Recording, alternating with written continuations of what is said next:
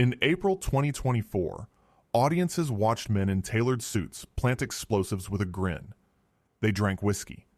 They joked before killing. They blew up Nazi ships as if it were a stylish caper. That was the Ministry of Ungentlemanly Warfare. A Guy Ritchie version of war. Sharp dialogue, sharp suits, sharper knives. But beneath the cinematic swagger was something real. Something born not from bravado, but from desperation. June 1940. Britain was not stylish. It was terrified. France had fallen in weeks. On June 22nd, 1940, the armistice was signed. German troops now stood across the Channel. The British Army had barely escaped from Dunkirk. Equipment was abandoned. Europe was lost. In Berlin, plans for invasion were already being drafted. In London, the question was no longer how to win. It was how to survive. Inside 10 Downing Street, a new Prime Minister, Winston Churchill, reached a conclusion that would quietly change the shape of modern warfare. Britain could not defeat Hitler by playing fair. If the country was going to survive, the war itself would have to change. What if you didn't confront the enemy head-on? What if you infected him instead? What if railways exploded in the night? What if bridges collapsed without warning? What if occupation itself became a slow, bleeding wound? In July 1940, Churchill authorized the creation of an organization that officially did not exist. Its purpose was simple: make Europe ungovernable. Train ordinary people to wage extraordinary violence. And if they were captured, deny everything. The name sounded bureaucratic, but the mission was radical. The film gives you charm. History gives you silence. Because many of the men and women who joined this secret war never came home. And for decades, their story remained locked inside classified files. This is not the story of swagger. It is the story of what a democracy is willing to do when it believes it might not survive the year. By the time Winston Churchill authorized the creation of what would become the Special Operations Executive in July 1940, Britain was living week to week. The country had not yet found the defiant confidence that later defined the war years. In early summer 1940, survival was not a slogan, it was a calculation. Churchill had taken office on May 10, 1940, the very day Germany launched its assault on Western Europe. Within days, the Wehrmacht broke through the Ardennes. By the end of May, British and Allied forces were retreating toward the coast. Between May 26th and June 4th, more than 338,000 troops were evacuated from Dunkirk in Operation Dynamo. It was an extraordinary rescue, but it was also evidence of collapse. The British Expeditionary Force returned home without most of its artillery, vehicles, and heavy equipment. The army still had men. It did not have the tools to re-enter continental Europe. On June 22, 1940, France signed the armistice with Germany. Adolf Hitler now controlled the coastline from the Arctic Circle to the Bay of Biscay. The Channel, once a barrier, suddenly felt narrow. In Berlin, preparations for Operation Sea Lion, the planned invasion of Britain, began to take shape. In southern England, anti-tank obstacles were erected along beaches. Home Guard units drilled in fields and village squares. The Luftwaffe prepared to strike British airfields in what would become the Battle of Britain. Inside Downing Street, Churchill faced not only the external threat, but internal doubt. Some members of the political establishment had previously favored negotiation. The memory of appeasement was fresh. Britain's global empire was vast, but its immediate military position was fragile. There would be no rapid counteroffensive across the Channel. There would be no immediate liberation of France. Churchill understood that time was the most precious commodity Britain possessed. If Germany could be stretched, distracted, forced to guard and re-guard the territories it had conquered, the strategic equation might change. Britain did not yet have the strength to invade Europe, but it could attempt to destabilize it. At the time, several small and somewhat experimental branches within the British government were already exploring unconventional warfare. Section D of MI6 had been tasked with studying sabotage before the war. The War Office ran a unit known as Military Intelligence Research, which examined guerrilla tactics. A propaganda branch called EH worked on subversive broadcasting. None of these bodies operated under a unified command. Their missions overlapped. Their resources were limited. Their authority was unclear. Churchill disliked fragmentation. He believed in concentration of force, whether naval, political, or clandestine. On July 16, 1940, the decision was taken to merge these disparate efforts into a single organization. 4 days later, on July 22nd, Hugh Dalton, the Minister of Economic Warfare, was placed in charge of the new entity. Dalton was not a career soldier. He was a labor politician and economist, but he possessed a strategic imagination that matched the moment. He saw sabotage not as random destruction, but as a means of tying down German resources, undermining morale, and signaling to occupied populations that Britain had not abandoned them. The new organization was given a deliberately bland name: the Special Operations Executive, SOE, bureaucratic enough to avoid attention, vague enough to conceal intent. Its purpose was not vague: encourage resistance in occupied territories, conduct sabotage against German infrastructure, disrupt communications and supply lines, force the Reich to fight a war of nerves behind its own front lines. Churchill reportedly summarized the mission in a phrase that would later define the organization: set Europe ablaze. This was not rhetorical flourish. It was policy. The creation of SOE marked a significant departure from traditional British military doctrine. Assassination, subversion, the arming of civilians. These methods were associated with irregular warfare and colonial conflicts, not European great power struggle. There were immediate critics. Senior figures within MI6 feared interference with intelligence networks. Some military officers warned that encouraging resistance could provoke brutal reprisals against civilians. Diplomats worried about post-war consequences if Britain was seen as orchestrating insurgencies across the continent. Churchill accepted the risks. In his assessment, inaction carried greater danger. If Germany consolidated its control over Europe without resistance, the war would become unwinnable. Sabotage, even on a small scale, could create uncertainty. Uncertainty could force the enemy to disperse forces. Dispersed forces were weaker forces. By the end of July 1940, SOE existed, small, controversial, and untested. It had no legendary operations yet, no celebrated heroes, no cinematic reputation. It had offices, a handful of officers, and a mandate that bordered on the radical.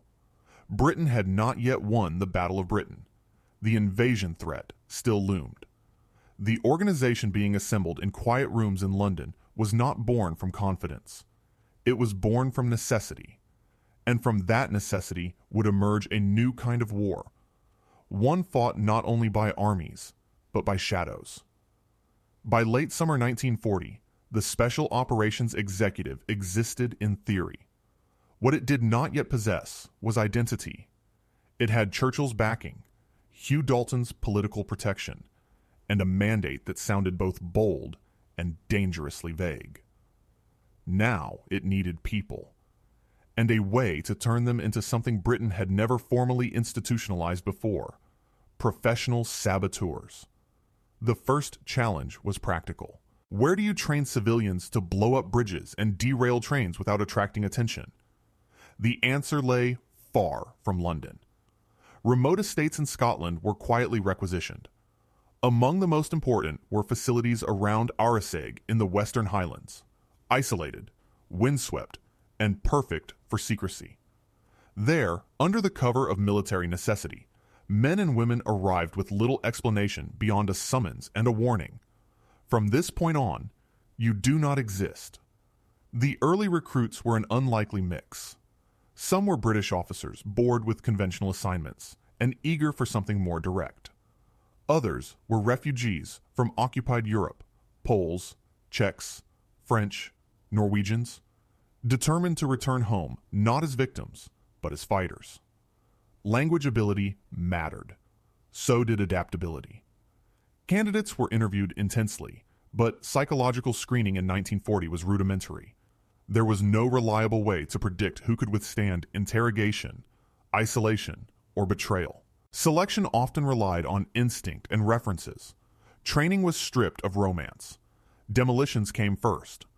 Recruits learned to handle plastic explosives, timing devices known as time pencils, and detonators disguised as everyday objects. They were taught to identify structural weak points in railways and bridges, to calculate the minimum charge needed for maximum disruption. Waste was unacceptable. Agents operating behind enemy lines could not count on resupply. Close combat followed. Instructors included veterans of irregular policing in places like Shanghai, where brutal street fighting had shaped a pragmatic approach to violence. The Fairbairn Sykes fighting knife became standard issue, a slender blade designed for silent killing. Trainees practiced swift, efficient methods. There was no space for hesitation. If forced to engage, they were told, end it quickly. Wireless training proved even more perilous. Radio operators would become the lifeline between London and occupied Europe. They were also the most vulnerable. German counterintelligence units, including the Gestapo and the Abwehr, deployed mobile direction-finding vans capable of tracing illegal transmissions within minutes. Operators learned to send messages in brief bursts, relocate constantly, and memorize complex coding systems. A single careless transmission could expose an entire network. From the beginning, women were integrated not as auxiliaries, but as operatives. The reasoning was brutally pragmatic. In occupied France, young men of fighting age attracted suspicion. Women could move more freely as couriers or wireless operators. They were often underestimated by occupying forces, an advantage that SOE was willing to exploit. The decision was controversial in some circles within Britain, but operational necessity prevailed. What bound all recruits together was legal ambiguity. They would operate in civilian clothes, under false identities. If captured, they would not be treated as prisoners of war. They could be classified as spies and executed. The Geneva Conventions offered no protection. Each trainee was made aware of this. Some were issued small suicide pills, cyanide capsules, as a last resort. The message was unmistakable. You are on your own. Inside London, tension simmered. MI6 remained wary, concerned that aggressive sabotage might compromise intelligence operations. There were disputes over aircraft allocation for parachute drops, over access to foreign contacts, over operational authority in different territories. Churchill tolerated the friction. He believed urgency justified risk, and competition could produce results. But the lack of coordination would later prove costly. By early 1941, SOE began moving from preparation to deployment. Agents were inserted into occupied countries to assess local resistance movements. Some missions were exploratory, focused on building contacts rather than immediate action. Others involved small acts of sabotage, a damaged railway line, a disrupted supply depot, a destroyed power transformer. Individually modest, collectively symbolic. The early reports that filtered back to London carried a mix of hope and warning. Resistance existed, but it was fragmented. Arms were scarce. Trust was fragile. The Germans adapted quickly to irregular threats, responding with arrests, surveillance, and brutal reprisals. Every explosion risked civilian lives. Every success invited retaliation. SOE was learning that irregular warfare required not only courage, but discipline. Enthusiasm alone could not sustain a network under occupation. Systems had to be built, codes refined, supply chains secured, mistakes analyzed. What had begun in July 1940 as a desperate idea was gradually becoming something more structured. A shadow army without uniforms, fighting a war that did not officially exist. And soon it would face its first true test. By 1942, the Special Operations Executive had moved beyond training and tentative reconnaissance. The organization was now expected to produce tangible results. Operations that would justify its existence not only to Churchill, but to skeptics within the British military and intelligence establishment. The first major test came in the mountains of Norway. After Germany invaded Norway in April 1940, the country became strategically vital to the Reich. It secured access to iron ore shipments from Sweden and provided naval bases along the North Atlantic. But one site in particular drew Allied attention: the Vamork hydroelectric plant near the town of Rjukan. There, Norsk Hydro produced heavy water, deuterium oxide, a substance essential for certain types of nuclear research. British intelligence began to suspect that Germany's atomic program depended, at least in part, on this supply. The task assigned to SOE was precise and dangerous: disrupt or destroy heavy water production without triggering catastrophic civilian casualties. The first attempt, Operation Freshman in November 1942, ended in disaster. British glider-borne commandos attempted to land near the target in harsh winter conditions. Both gliders crashed. Survivors were captured by German forces. Under Hitler's commando order, which denied captured commandos prisoner of war status, they were executed. It was a brutal reminder that irregular warfare carried no legal shield. Yet SOE did not abandon the objective. In February 1943, a small team of Norwegian operatives trained by SOE launched Operation Gunnerside. Led by Joachim Runeberg, the group crossed the Hardangervidda Plateau in extreme winter conditions. They approached the Vamork plant not from the heavily guarded front, but by descending a steep ravine and climbing up from an unexpected angle. On the night of February 27th to 28th, they infiltrated the facility, placed explosive charges on key electrolysis chambers, and withdrew without firing a shot. The damage was surgical. Production was halted. The saboteurs escaped into the mountains. It was one of the most successful acts of strategic sabotage of the war. Though historians still debate the precise impact on Germany's nuclear ambitions, the operation demonstrated that small, disciplined teams could strike high-value industrial targets deep within occupied territory.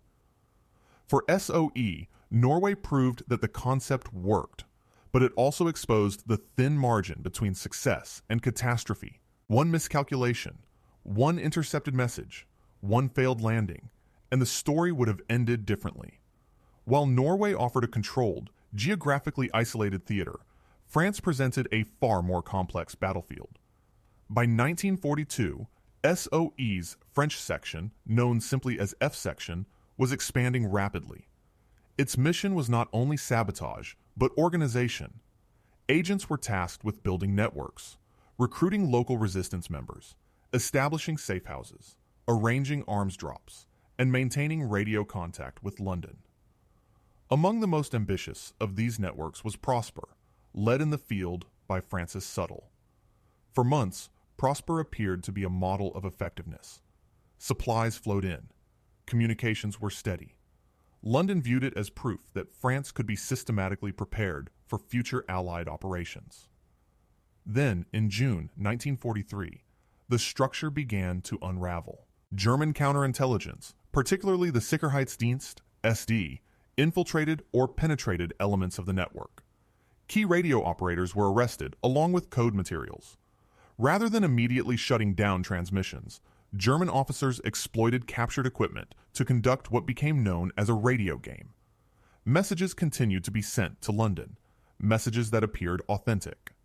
In Britain, SOE headquarters received these transmissions and, in several cases, failed to recognize signs of compromise. Additional agents and weapons were dispatched into an environment already under surveillance. Arrests multiplied. Couriers vanished. Safe houses were raided. By late summer 1943, the Prosper network had effectively collapsed. Dozens of agents were captured. Many were tortured. Several were later executed in concentration camps. The disaster became one of the most painful chapters in SOE's history. It exposed weaknesses in communication security, overconfidence in expanding networks, and the lethal efficiency of German counterintelligence. Inside London, criticism intensified. Some officers argued that F Section had grown too quickly. Others questioned whether the pressure to demonstrate results had compromised caution. MI6 critics felt vindicated in their earlier warnings about interference and operational risk. For SOE, France became a harsh education. Success in Norway had shown what was possible. Prosper revealed how fragile clandestine structures could be under sustained pressure. Yet even as networks fell and agents were lost, preparations continued. Because by late 1943, the strategic horizon had shifted. The Allies were planning a return to France, not through sabotage alone, but through invasion. And when that moment came, the Shadow War would no longer be peripheral. It would be part of the main assault. By early 1944, the Special Operations Executive was no longer fighting for relevance. It was preparing for its most consequential role yet. The Allied invasion of Western Europe, Operation Overlord, was scheduled for the summer. If it succeeded, it would open a second front and begin the liberation of France. If it failed, Britain might face years more of stalemate. SOE's mission was clear: turn occupied France into a battlefield before Allied troops ever reached the beaches. In the months leading up to June 1944, arms drops intensified. Containers packed with Sten guns, explosives, ammunition, and radio sets were parachuted into fields and forests across the country. Resistance networks were reorganized and strengthened. Communication codes were updated. The objective was coordination, not random violence, but synchronized disruption. One of the most significant innovations was the deployment of Jedburgh teams. Beginning in June 1944, small three-man units, typically composed of a British or American officer, a French officer, and a radio operator, were parachuted into occupied territory. Their role was not simply to conduct sabotage themselves, but to unify disparate resistance groups, provide training, and coordinate action with advancing Allied forces. On the night of June 5th to 6th, 1944, the BBC broadcast coded messages embedded within seemingly innocuous programming. Lines of French poetry signaled resistance cells to begin operations. Within hours, railway lines were severed, bridges were damaged, communication cables were cut. German troop movements toward Normandy were delayed not only by Allied air superiority, but by infrastructure failure from within. These acts did not win the Battle of Normandy alone, but they complicated German logistics at a critical moment. Armored divisions attempting to move north encountered destroyed tracks and blocked routes. Confusion spread as reports of sabotage multiplied. The occupation authorities were forced to divert manpower to internal security when speed was essential. The scale of resistance activity in the weeks after D-Day was unprecedented. In some regions, Maquis fighters openly engaged German units. Jedburgh teams operated alongside them, relaying intelligence and coordinating supply drops. SOE had evolved from isolated sabotage to integrated support for a conventional military offensive, but success carried consequences. German reprisals intensified. In central France, the SS division, Das Reich, carried out brutal actions against civilian populations while moving toward Normandy. On June 10, 1944, the village of Oradour-sur-Glane was destroyed, and 642 civilians were massacred. While not a direct response to any single SOE operation, the atrocity underscored the broader reality. Resistance warfare often provoked collective punishment. Inside SOE headquarters in London, the moral tension was unavoidable. Every act of sabotage risked retaliation against civilians. Yet, to halt operations would have meant abandoning both strategic opportunity and the promise made to occupied populations that Britain would not leave them isolated. By the end of the summer of 1944, as Allied forces pushed inland from Normandy, it became evident that SOE had fulfilled its most ambitious objective. The organization had helped transform resistance from scattered defiance into coordinated action aligned with a major military campaign. The Shadow War had merged with the visible one. yet the human cost remained stark. Hundreds of SOE agents had been deployed into France over the course of the war. Many never returned. Wireless operators, couriers, and organizers who had once moved quietly through occupied streets were now names on classified lists. Some would only be recognized publicly years later. In victory, there was no parade for the clandestine. As 1945 approached and Germany's defeat became inevitable, questions emerged inside the British government about the future of an organization built for irregular warfare. SOE had proven effective. It had also proven disruptive, politically, diplomatically, and morally. The ministry that had been created in desperation now faced a different kind of reckoning. What becomes of a shadow army when the light returns? By the time Allied troops secured a foothold in Normandy in June 1944, the work of the Special Operations Executive had reached its operational peak, but the organization had not been built for one campaign alone. While France dominated public memory, SOE's footprint extended far beyond the Channel coast. In the Balkans, British policy faced a difficult choice. Two major resistance movements operated in Yugoslavia: the Royalist Chetniks under Draža Mihailović and the Communist Partisans led by Josip Broz Tito. Early in the war, London had supported the Chetniks, viewing them as the legitimate military force loyal to the Yugoslav government in exile. Yet by 1943, intelligence reports indicated that Tito's partisans were inflicting significantly greater damage on German forces. SOE officers on the ground transmitted detailed assessments: bridges destroyed, railways sabotaged, German divisions pinned down in anti-partisan operations. Churchill, pragmatic above all, made a strategic decision: support effectiveness over ideology. British supplies, weapons, and liaison officers increasingly flowed to Tito's forces. It was a gamble. By backing Tito, Britain was strengthening a communist movement whose post-war intentions were uncertain. But in wartime arithmetic, immediate military disruption outweighed future political discomfort.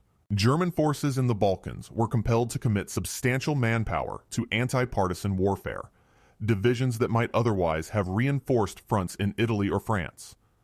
SOE's activities in Greece followed a similar pattern. Operation Harling in November 1942, the destruction of the Gorgopotamos Viaduct, had already demonstrated the potential of coordinated sabotage. British operatives worked alongside Greek resistance groups to sever a key railway link used to supply Axis forces in North Africa. The blast disrupted logistics at a critical stage of the North African campaign. These operations were not cinematic spectacles. They were calculated interventions aimed at stretching the enemy's capacity to govern and supply occupied territories. Each bridge destroyed forced repairs. Each rail line cut required guards. Each partisan uprising demanded countermeasures. By late 1944, the cumulative effect of such disruptions was measurable. German communications across multiple occupied regions were increasingly strained. Commanders were forced to disperse forces across wide areas to maintain control. The Reich was fighting not only advancing Allied armies, but persistent internal instability. Yet, as Allied victory became more certain, a new question emerged in London. What happens to an organization built for subversion once the war ends? SOE had armed resistance groups across Europe. In some countries, those groups were aligned with governments in exile. In others, they were politically radical movements with ambitions extending beyond liberation.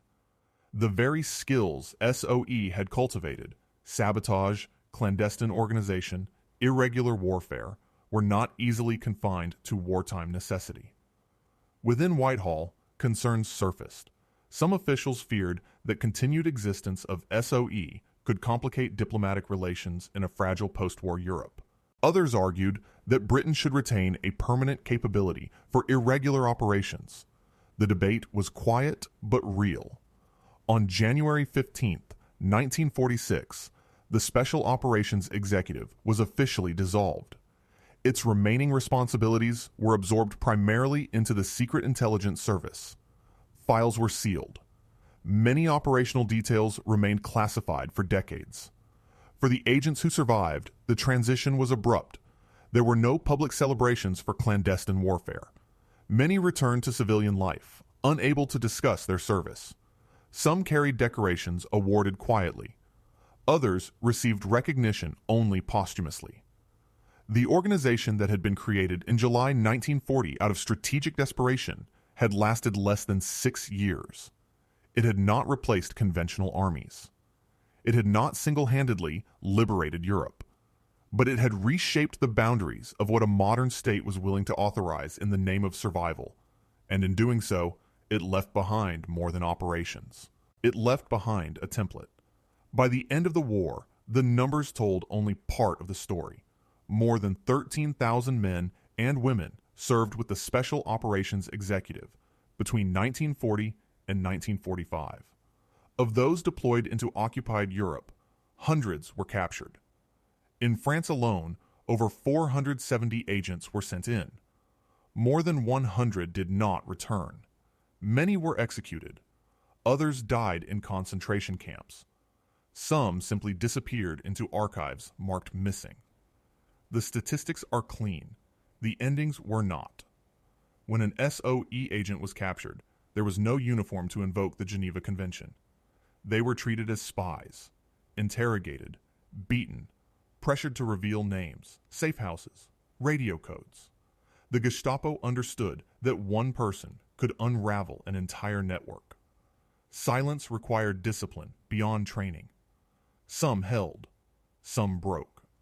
Most endured more than they ever imagined when they first arrived at a quiet estate in Scotland. Ravensbrück, Dachau, Natzweiler Struthof. These names became the final destinations for dozens of operatives. Noor Inayat Khan was executed at Dachau in September 1944 after months of imprisonment and repeated escape attempts. Violette Sabo was shot at Ravensbrück in February 1945 at the age of 23. Others, like Denise Bloch, Lillian Rolfe, and Madeleine Damerment, were executed after the collapse of the Prosper network. They had entered occupied Europe under false names. They died under numbers. In some cases, even their families were not immediately informed of how or where they had perished. Wartime secrecy extended into mourning. Inside London, reports of captured agents arrived in fragments. A missing transmission, a coded message that failed a security check, a courier who did not appear at a rendezvous point. Confirmation often came months later, sometimes not until after the war. There were no rescue missions for most of them. Once compromised, extraction was rarely possible, and yet recruitment continued. That is perhaps the most difficult truth to confront, even after the disasters in France, even after the executions in Norway, even after radio networks were penetrated. The work did not stop, because the war did not stop. When victory finally came in 1945, there was no public roll call for clandestine operatives. The nature of their service made open recognition complicated. Many details remained classified for decades. Families knew only fragments of what their sons, daughters, husbands, and wives had done. Posthumous awards were granted quietly. George Crosses, military crosses, mentions in dispatches, medals presented to parents instead of the fallen. The ceremonies were dignified, but subdued. For those who survived, the silence continued. Some returned to ordinary professions: teachers, writers, clerks, engineers, carrying memories they could not openly share. Others struggled with the weight of decisions made under occupation. Which network to trust? Which message to send? Which target to sabotage, knowing civilians might suffer in retaliation? SOE had trained them to disrupt systems. It had not trained them to process survival. In official histories, the organization became a chapter, one element within a vast global conflict. In personal histories, it was often something else, a period of extreme intensity bracketed by silence. The mythology of ungentlemanly warfare can make it sound daring, almost theatrical. The reality was colder. It meant living under a borrowed name. It meant knowing that if captured, Your government would deny involvement. It meant accepting that your success might never be publicly known, and your failure might be. For many, the war ended in May 1945. For others, it ended in a cell. And for some, it never ended at all, only faded into a life where certain years could never be fully explained. That was the cost of setting Europe ablaze. In 2024, the Ministry of Ungentlemanly Warfare presents a version of history that feels sharp, stylish, and deliberately irreverent. Small teams operate with confidence. Explosions unfold with cinematic symmetry. Dialogue is fast. The men look composed, even amused by danger. There is truth in that portrayal. SOE really did deploy small, deniable teams. They operated without uniforms. They used explosives creatively. They relied on improvisation, deception, and audacity. Figures like Anders Lassen, Gustavus Goose March Phillips, and other irregular operators did carry out bold raids that blurred the line between soldier and saboteur.